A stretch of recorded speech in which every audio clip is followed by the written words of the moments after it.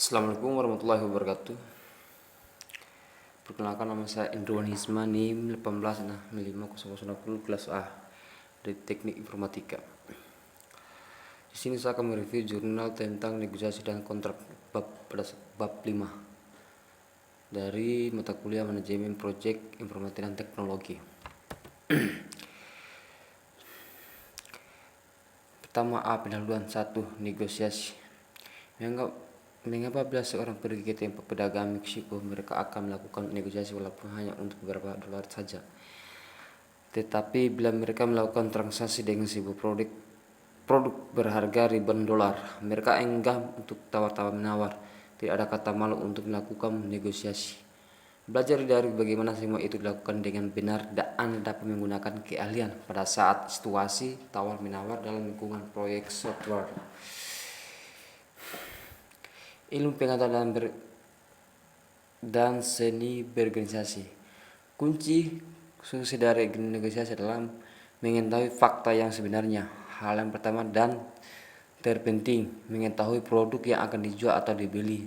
Sebelum melalui negosiasi ada dua hal, yaitu satu, apa sepenuhnya Anda inginkan untuk perjanjian. Dua, apa yang akan Anda diberikan.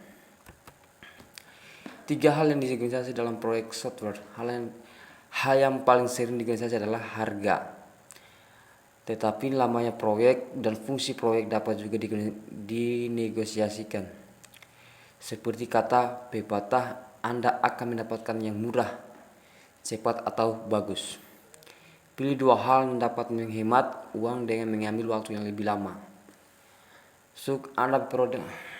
Anda memperoleh apa yang Anda bayar.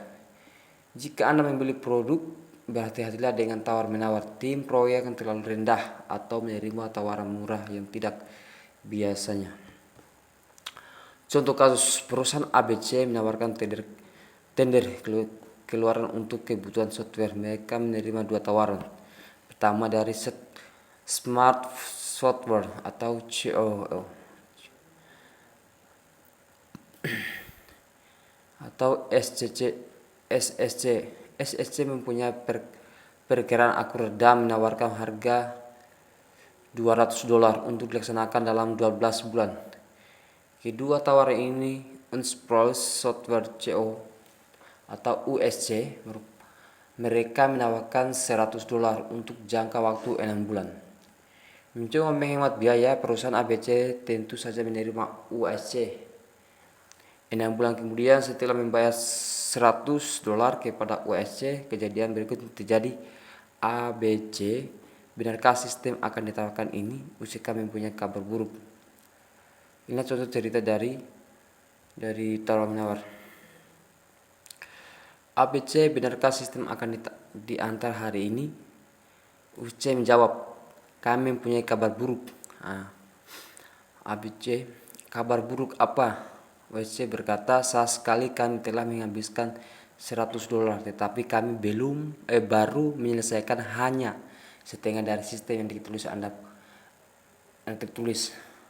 Anda pula dua pilihan, berikan kami $100 lagi atau mungkin lebih, atau ambil saja setengah sistem Anda. ABC menjawab, tetapi kita mempunyai kontrak. USC menjawab, saya harus mengaji programmer saya, jika tidak mereka akan berhenti. Jika Anda tidak membayar, saya akan menyatakan bangkrut. Silakan dari surat ke Brazil. Masuk pada 2, itu kontrak. Kontrak untuk produk software mengharuskan tim proyek untuk menyediakan pengiriman khususnya seperti tanggal yang pasti untuk berbagai macam pemberian upah, kecuali proyek ini dilaksanakan berbagai jasa formal dengan organisasi eksternal, khususnya dalam dokumen atau kontrak yang diinginkan dituliskan. Bagian-bagian kontrak atau disebut intent to be contracted. Dalam tambahan untuk harga, tanggal pengiriman dan pengiriman kontrak ini dapat termasuk dalam hal-hal dikondisikan. seperti reproduksi, harga bertahan atau price loading, lisensi atau garansi. Bila kerusakan dari software dapat menyebabkan tidak hidup atau situasi kritis lain, pertanggungjawaban dari penulisan harus diklarifikasi jika perkiraan didasarkan pada input variabel verbal dan user atau speech clause harus disertakan anjuran tim. Anjuran tim proyek ini berguna untuk keluar dari kesalahan informasi. Tanggung jawab user seperti menyediakan informasi yang akurat dan tepat waktu atau melakukan beberapa pekerjaan seperti dokumentasi juga harus ditulis. Kontrak harga tetap atau disebut dengan test fixed price (FP) contract. Ini merupakan tim umum dari kontrak. Di dalam kontrak FP, tim proyek mengajukan harga total pada awal proyek. Bagaimana juga ini proyek harus memperkirakan risiko di dalam kontrak FP. Menggunakan kontrak FP hanya jika Anda dapat memperhitungkan risiko dan harganya. Kontrak FP sangat tepat. Dari tiga itu, Anda yakin bahwa tidak akan terjadi pergantian utama. 2. Anda akan bekerja dengan software dan produk hardware yang akan diketahui. 3. Anda memiliki komunikasi yang baik dengan user. Kontrak harga tambahan atau disebut dengan Scope Price (CP) contract. Apabila risiko terlalu tinggi dalam menentukan harga tetap, tim proyek harus memiliki kontrak CP. Pada kontrak CP, tim proyek menerima gaji dalam jumlah tetap per hari atau per jam, ditambah ongkos-ongkos. Biasanya perusahaan tidak membuat janji untuk berapa lama mereka membentuk kontrak. Kontrak CP sangat tepat, terdiri dari 4. Itu 1. Anda merasa bahwa pergantian utama akan terjadi. RD tidak akan tahu kebutuhan lain tidak jelas. 2. Anda bekerja dengan tidak mengetahui sistem operasi, paket software atau hardware, atau Anda mempunyai peralatan pengimbangan khusus untuk menulis seperti simulator, tes dasar, dan DSB. 3. Komunikasi yang kurang baik antara Anda dan user. 4. Aktivitas utamanya berorientasi pada manusia, contohnya interview. Kondisi dan syarat atau disebut terms and condition. Jika Anda menjalankan kontrak CP, yakin bahwa kondisi dan persyaratan jelas. Masukkan semua syarat dan kondisi aspek hukum dari acara yang Anda inginkan untuk bekerja dengan klien. Ini akan memberikan perlindungan bagi Anda dan klien dan menghindari kesulitan yang akan datang. Hal-hal yang berkaitan dengan hukum harus diklarifikasi awal mungkin, yang dapat meliputi isu-isu pembayaran, hak cipta untuk sumber daya dan dokumentasi, hutang, jaminan, dan masalah-masalah yang berhubungan dengan hardware dan software yang disediakan oleh pabrik. Masuk kontrak di luar organisasi dan di dalam organisasi.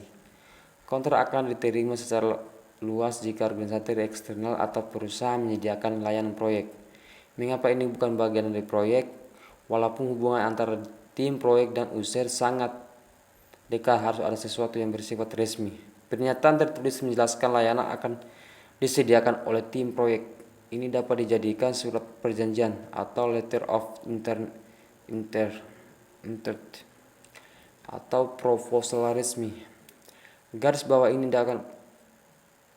dan Anda akan terhindar dari percekcokan yang tidak pernah berakhir. 5. Peninjau proposal yang dikembalikan. User dapat mengembalikan proposal yang telah diterima dengan sedikit-sedikit perubahan-perubahan. Waktu yang dijadikan untuk anggotanya teks tim proyek untuk meninjau sedikit perubahan susunan kata dapat berarti upaya utama. Masalah harga dapat dinegosiasi kembali. Berhati-hatilah untuk tidak setuju pada kondisi dan persyaratan. Biarkan manajemen tingkat tinggi atau departemen yang sah mengenai masalah ini. Jangan melalui pekerjaan sampai seluruh persetujuan selesai, akan lebih menguntungkan untuk membiarkan usaha mengetahui kondisi-kondisi dan persyaratan sebelum menulis proposal. 4. Kesimpulan dan untuk fase definisi. Ini akan membuat kita dapat akhir fase definisi. Mari kita mengulangi kejadian penting yang pernah dicapai. Ingat kembali kejadian penting yang digunakan untuk merencanakan proyek dan mengontrol kemajuan proyek. Dokumen kebutuhan atau RD yang lengkap dan telah disetujui oleh kedua belah pihak, yaitu tim proyek dan user. Dokumen proposal dan digunakan untuk menulis atas seluruh pengembangan yang dilengkapi oleh user. Tulis persetujuan dari diinginkan walaupun tidak mempertimbangkan kejadian penting. Izin dari PPP itu dengan menyediakan sumber daya yang diperlukan. Mungkin itu saja dari penjelasan dari saya untuk review jurnal tentang negosiasi dan kontrak dari bab 5. Sekian, terima kasih. Assalamualaikum warahmatullahi wabarakatuh.